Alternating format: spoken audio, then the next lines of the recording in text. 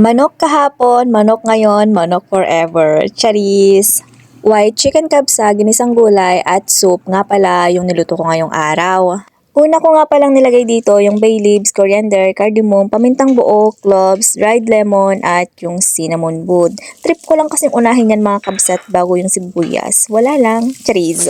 Hindi talaga sila nagsasawa sa manok mga kabsat or sa chicken kabsa. Kahit araw-araw pa yan mga kabsat, walang katapusang manok. Hindi talaga yan sila magsasawa. Sa pagluluto nga pala ng chicken kabsa mga kabsat ay magkakaiba po kami ng pamamaraan sa pagluluto.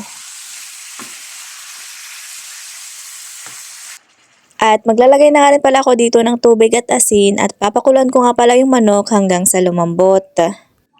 At para sa sauce naman, ibabrush ko sa manok bago ko iluto sa oven ulit mga kabsat, tomato paste, asin, paminta, paprika, turmeric powder, garlic powder, baharat na 7 spices na lagi kong gamit mga kabsat at nilagyan ko lang ng sabaw ng manok at ibabrush ko bago ko iluto sa oven.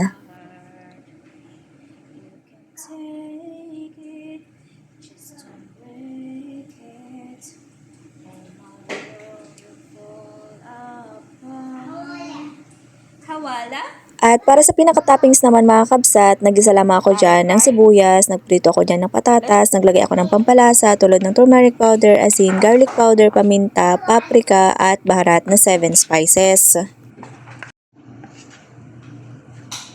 At nung naluto na nga pala yung kanin mga kabsat, naglagay na ako dito ng saparan na mayroong tubig. Ito kasi talagang ginagamit ko mga kabsat kasi hindi bumibili yung amo ko ng kulay talaga mga kabsat. Ayaw niya, saparan lang talaga yung ginagamit ko. Naalala ko nga pala at natatawa ako mga kabsat kasi nga naman merong isang nag-comment sa isa kong video na ang arte-arte ko daw magsalita. So ano bang gusto niyang marinig mga kabsat na boses ko? Natural naman to mga kabsat. Ang hirap-hirap ng mag-voice over. Tapos siguro ang gusto niya chipmunk mga kabsat yung boses ko.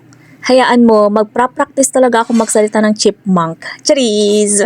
Itong nilagay ko na toppings dito na sibuyas na merong patatas mga kabsat ay request talaga ng amo ko to. Gusto kasi talaga niya na merong lasa din yung toppings. Pero meron ding mga amo mga kabsat na gusto nila ay pritong sibuyas lang.